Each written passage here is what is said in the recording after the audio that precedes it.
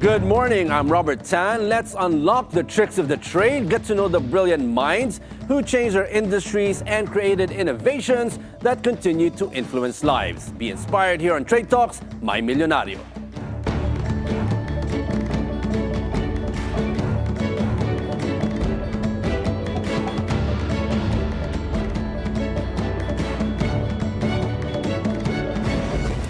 Bibingka or rice cake is one of the Christmas staples craved by many Filipinos during the holiday season.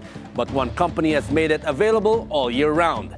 After more than 8 decades in operation, Ferino's Bibingka has expanded its product line.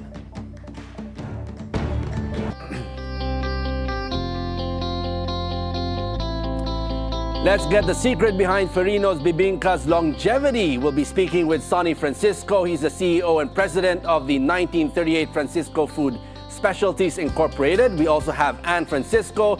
She's the COO of 1938 Francisco Food Specialties Incorporated. Good morning, Sonny and Ann. Welcome to the show. Good morning, Robert. Thank you for joining us this morning. Thank you for inviting us. Maraming bibingka ngayon, but later, mamaya na yung taste test natin. No? Now, let's start with this, Sonny. Take us back to 1938 in Tondo. What were the yung mga stories that you gotten from your grandfather, your parents, on how they started bibingka during that time? Ferino's Bibingka started 1938. And it was, the founder was my grandfather, Ferino Francisco. The name Ferinos came from his first name, Ferino. It is his nickname, Ferino. So, and then he started in Tondo, Manila.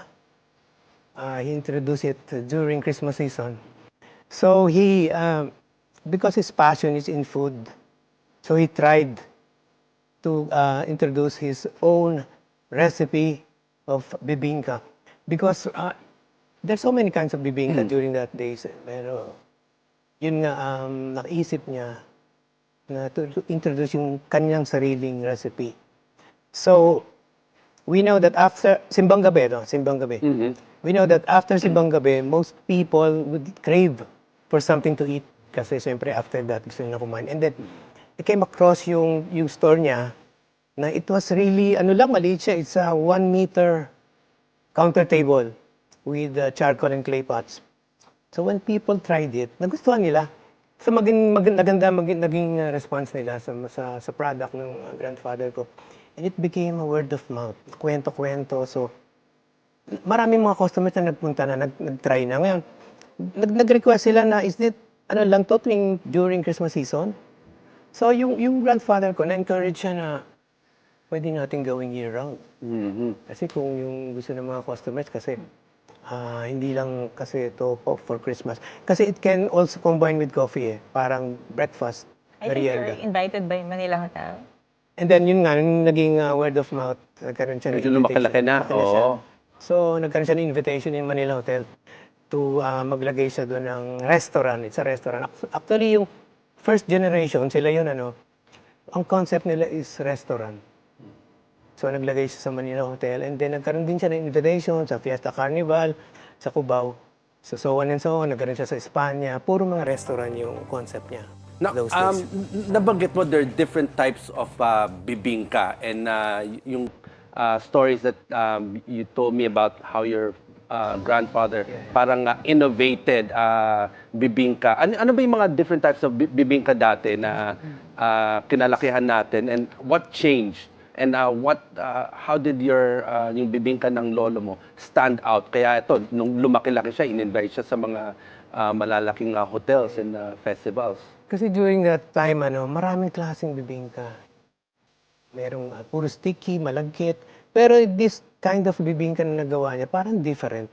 So yung mga tao, naging curious, bakit different kind siya na bibingka? So yun ang naging start ng kanyang business.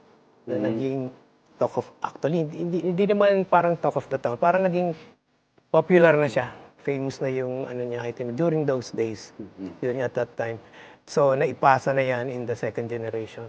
Now, going through 3 generations, kayo, 3rd generation na kayo of this business now. And we've seen that Ferino's has become more than just a business, no? Yes. It has become synonymous to Bibingka. Pag sinabi Ferino's, oh, Bibingka yan. But Yeah. how has it shaped the lives of your family across 8 decades?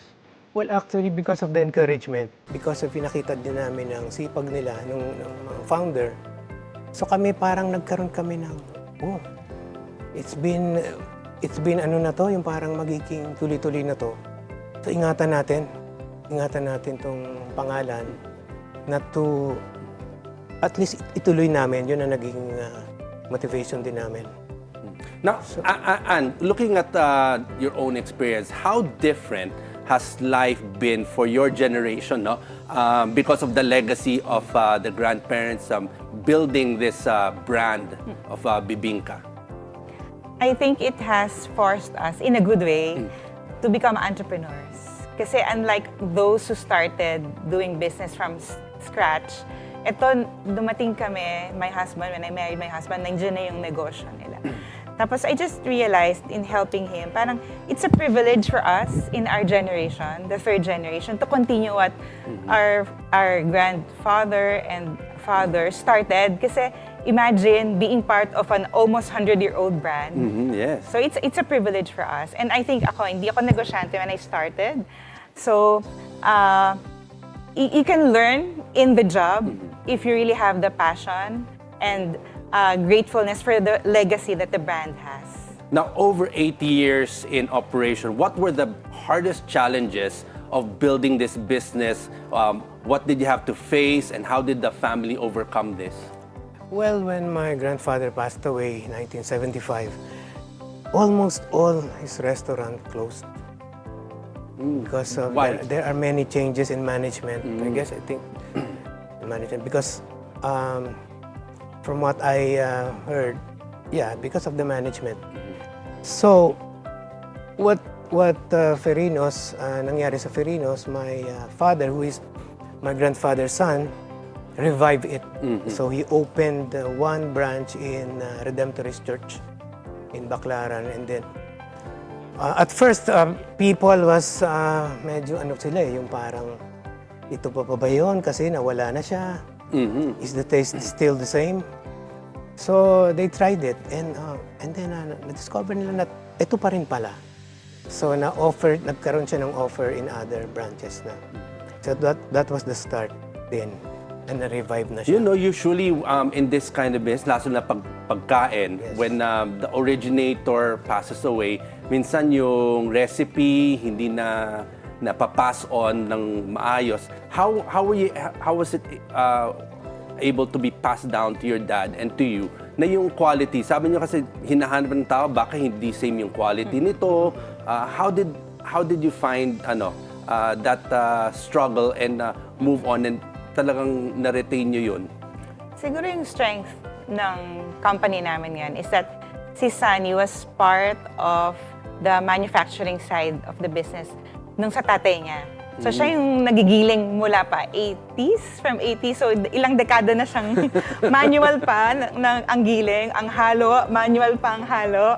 Nandiyan na siya. So ngayon na may may mga machines na. So nag-improve na lang yung process. Pero Sa bagay, pag ganun katagal, kahit nakapikit ka na sa alam na alam mo yung taste, yung amoy. Yeah, kahit anong bigas bigay mo sa kanya.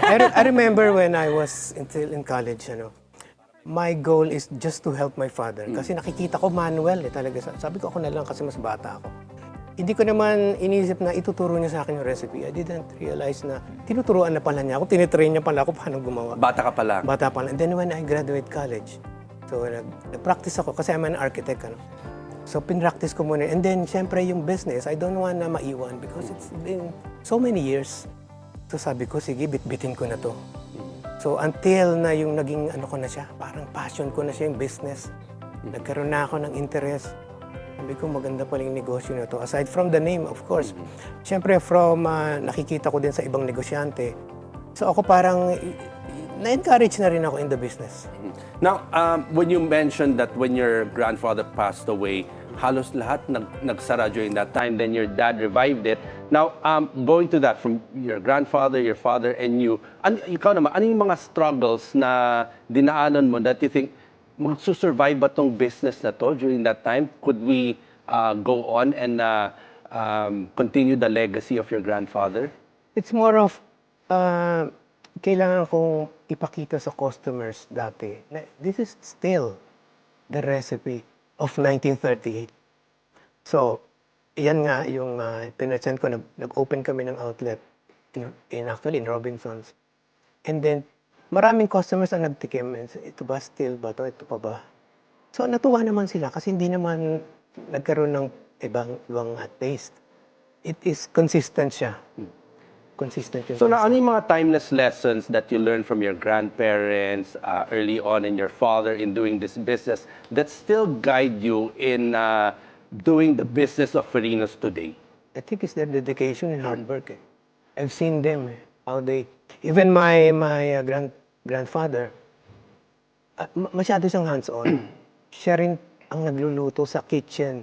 You will not recognize him na ano pala siya, na parang siya pala yung owner. Because she just wear simple clothes and then cooking for the customers.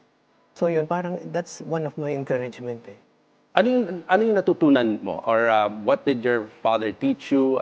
Yung natutunan mo growing up with your grandfather, sabi mo, hindi mo napapansin, parang they were grooming you na for this, you didn't even know.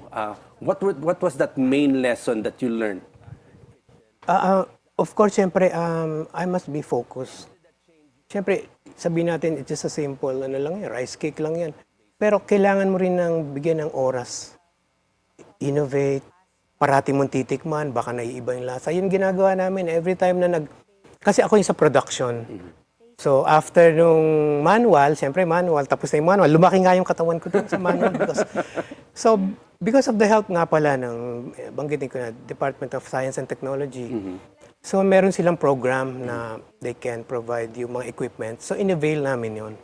So, kami ngayon, yes, innovation. Hindi na kami manual ngayon. Meron kaming mga machine, meron kaming mixer. Kasi yun nga, ginagamit namin yan for expansion. Kasi nabanggit mo, in the beginning, clay pots. Yes. But ngayon, pag nasa malls na kayo, bawal yung mga usok. So you had to innovate. Yun ba ang ginawa nyo ngayon na when you expanded Ferinos in malls, in kiosks? Yes, that's one of our innovation. It's making the Bibingka oven. So Now, ginawa namin. And looking at this is a family business, right? It's been going on for 80 years. Ano yung dynamics? Ano yung naging dynamics that kept it going? What were the struggles that you had to deal with getting into this family of the Ferinos business? So it has to be a teamwork. Yun. So, as you know, may challenges yung working together as husband and wife. Ayun, challenge na talaga yun. Yeah. So you have to find the strength of each one. So yun, yung tulungan. So kung ito yung strength niya, tapos ano yung strength ng isa, tapos yun, tulungan. So for me, it has to always be a priority for me to help my husband where he needs me. So he needs me in operations, he needs me in product development. So I focus on those things. Because you were mentioning before the show, parang medyo you felt like an outsider because you married into this. How did that feel like, and how do you move on and move on with that struggle? Yeah. Kasi I came from social science research, ang layo talaga. So nung tinuturuan ako ni Sonny on the job, I would even bake sa bahay, ganyan. So sabi niya, hindi tayo DSWD kasi parang wala akong kita. So hindi ako marunong magpresyo nung umpisa. Marami akong di alam about the business. So, and I learned on the job, and he's my first mentor. So, yun, kasi when you do business, it has to earn, di ba? Yes, hindi pwede definitely. hindi pwede na masarap lang yung produkto mo, hindi pwede na nandyan ka. It has to be viable. So, hindi siya tatagal in many years kung hindi ka kumikita. So, you have to know your numbers, you have to know your costing, you have to know where you should be, where people will buy you. Yeah, those things. Okay, Sonny, and we still have much to discuss about the new products, of course, how to adapt in the future in this kind of business, being 8 years in business. But we'll take a short break. Trade Talks will be right back.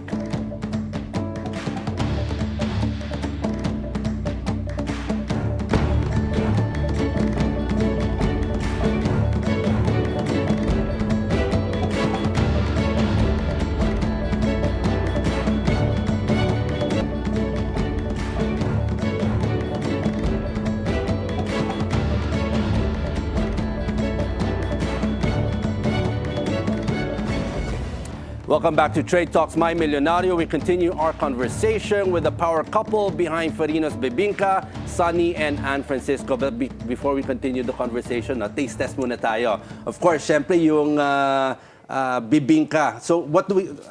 Tell the viewers, what do we have here? Yeah, we call that bibing cute. Bibing. So it's Kasi smaller cute siya. than... Yeah, it's kasi cute siya. So that one has cheddar cheese and quesong puti. Sabayan niyo ako. So, yung recipe nito, ito yung recipe from your grandfather. Yes. Si Sunny nagiling nito. Ay, ikaw mismo. I still... You still do it manually? Siya pa rin No, nagsusukat. not manually, but... by the Ayun, use of yung equipment. innovation, no? So, Equipments. how do you keep that innovation moving forward? Adapting, syempre, may mga iba, may bagong taste, the younger generation. Syempre, yung naghahanap ng old taste, syempre, yung mga lumaki dyan, yung mga seniors na, Yes. na mga kinalakihan nila yung Ferinos, no? Looking for the same taste. But again, also for the new generation, looking for different taste, maybe. How do you do that? Most of the seniors would like yung original pa rin. In the bigger ones. Kasi yun yung natatandaan nila. But Ito yung malaki. Yung malaki. but the younger ones, gusto nila yung the smaller ones. Yung mga ganitong klase. So that's why dalawang klase na siya. Taste muna natin, no? Sige. So, ako kasi, I grew up eating bibingka, no? Kinalaki ako yung mga in-order ng lolo ko pa Yeah. and my parents. So, It's interesting kasi we tried putting different flavors dun sa classic, pero yung customers namin ayaw nila galawin. yung normal talaga yung kesong puti, no? Gusto nila talaga yung classic taste ng galapong. So we're playing with the smaller ones. So ngayon Christmas meron kaming ham and cheese, mga limited time offerings. So we So- play with the smaller ones. Yung kesong puti nyo, where do you source that? Bulacan. Bulacan. Bulacan. So, yan talaga, yung usual, sa recipe ng bibingka, ano talaga yung traditional? Bigas.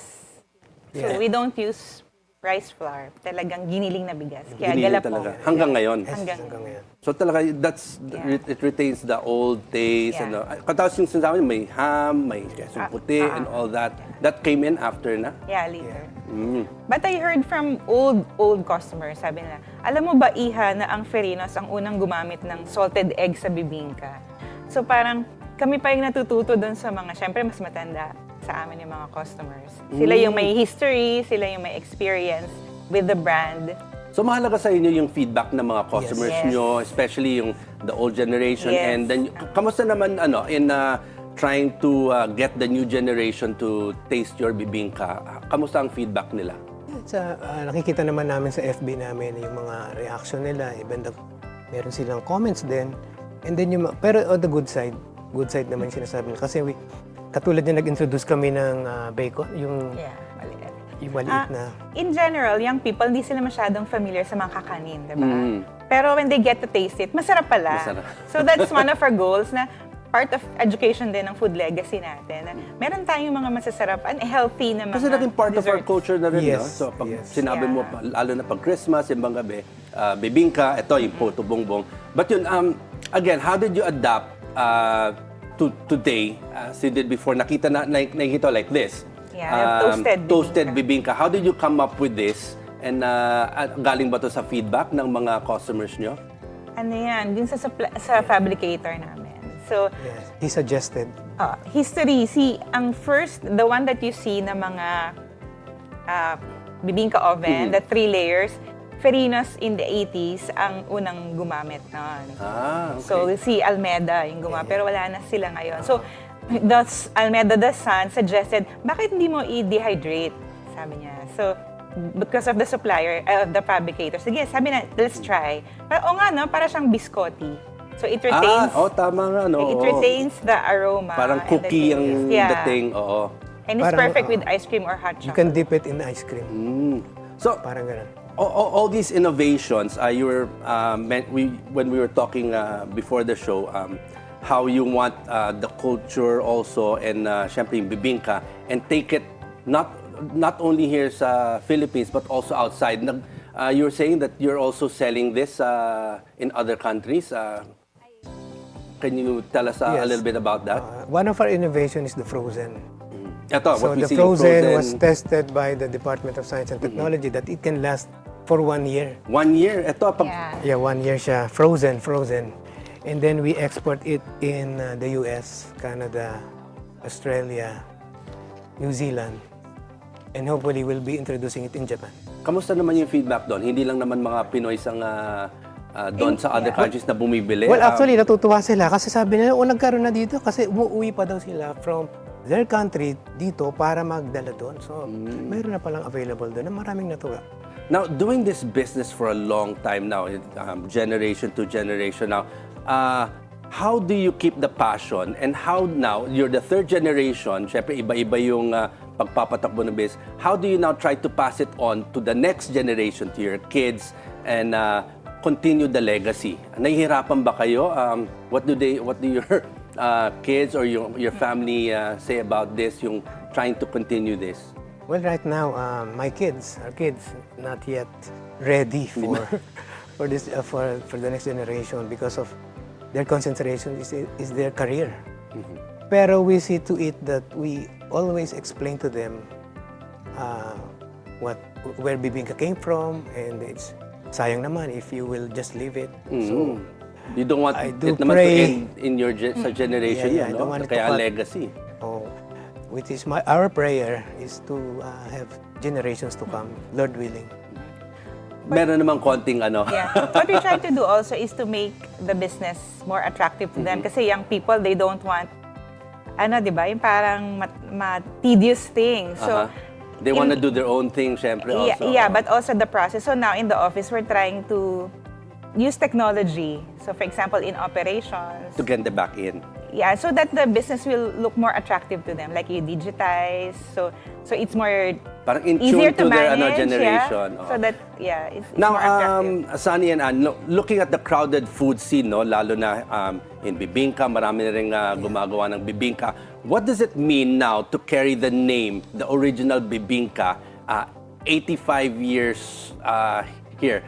What does that mean to you, and how do you plan to grow this in the next, let's say, 3 to 5 years? I think it's both a privilege, a blessing, and a responsibility for us. I'm saying like a privilege because we're so blessed with customers, yung mga loyal customers na dahil family sila, they pass on the love for Ferinos from the nanay, the tatay, lolo, lola, sa mga anak. So, karamihan ng mga customers namin are family. So, we want to be responsible for that. We want to make the food consistent. That's a challenge for F&B, di ba? How to make your food safe, how to make your Quality. food consistent in quality, and how to make it accessible. Kasi the OPEX talaga, the rental and all the challenges in operations are really difficult. Pero how do you make it accessible? So as much as possible, we try to collaborate. Like in some of the hotels, maybe you have tasted our Bibingka in some of the restaurants. So we do collaborations with different F&B. Yeah. Okay, that's nice to know. Anyway, Sonny, Ann, thank you for sharing your journey. More than 8 decades, and hopefully continue more, and hopefully the next generation maiano niya so that we continue this. It's been part of our culture. When you say Ferino, sometimes it's really synonymous to Bibingka, lalo na pag Christmas time. Thank you, and good luck on your journey. Sonny, thank you for joining us today. Thank you, Robert. And that's our show today. Catch us again on Trade Talks My Milyonaryo for inspiring stories like these of entrepreneurs and innovators and the secrets to their success. I'm Robert Tan. Keep it here on BNC, the Bilyonaryo News Channel.